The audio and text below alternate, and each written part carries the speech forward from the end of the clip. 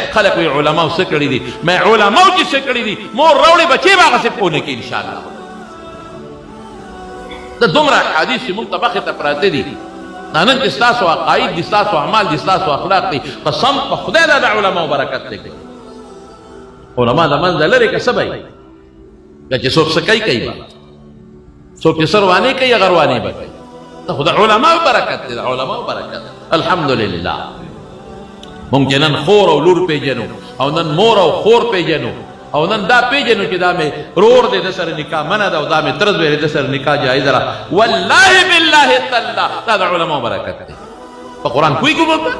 په حدیث کوئی ګوبنګ دا علماء برکت علماء قدر کوي دا مارو علماء احترام وکوي علماء سره ځان نږدې کوي او په سر نسبت په علماء قدر کوي خالص په دې نسبت چې دا ماته د پیغمبر مبارک احادیث بیانوي او دې ماته د الله کتاب باندې ما پوي د دې ډېر لوی مرتبه ده سره دې نو هم ته رسول الله مبارک فرمایي اللهم ارحم خلفائي خلیفہ وتویل دي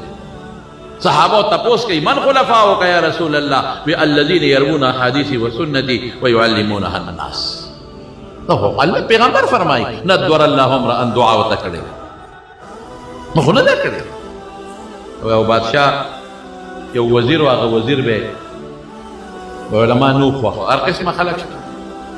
بادشاہ دا وزیر نه مجبور او چې دې اسداو کوم خو جسنګ او کوم د خو مولا یادوم دی کنزل کوي خو چې مولا کوم شرک چلای دا سروسه کوم هر قسمه خلق شته کنه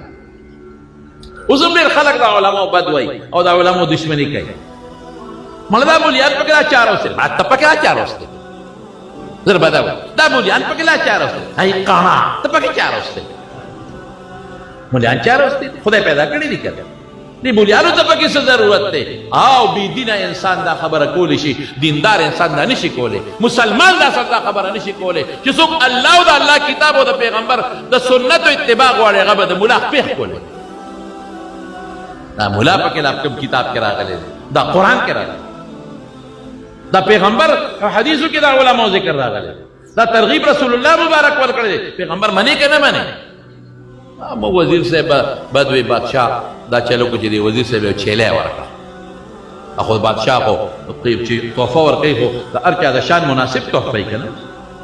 بادشاہ کو چاله دا ته اگې په تحفه کې نه ورکړي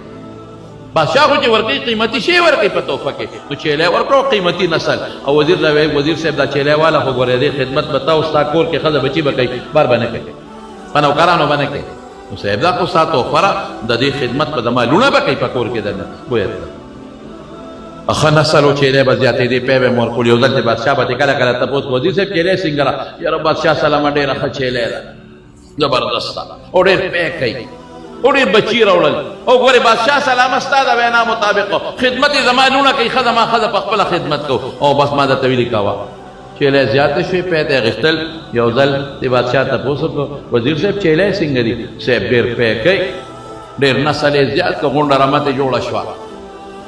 او صاحب ګوره غستا وینا د چې ګوره پنو کرانو خدمت کو زما خدا او زمانونه خدمت کوي یاره بادشاہ سلامت ډېر خط خو هم دی او ډېر ښه زبردست نسل دی یاره دې چيلو ګډان